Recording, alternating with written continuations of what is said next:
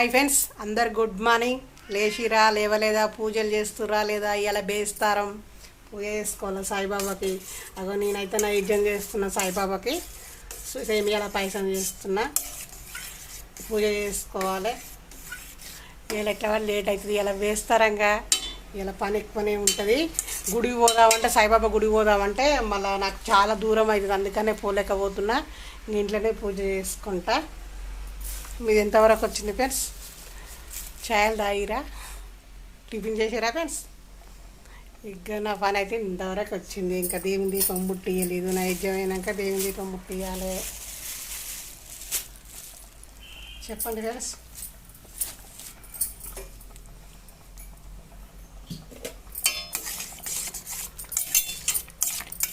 పాలు ఎమ్మట ఇట్లా పోస్తే పలిగినట్టు అవుతుంది, కానీ చల్ల అయినాక పాలు పోయాలి. కానీ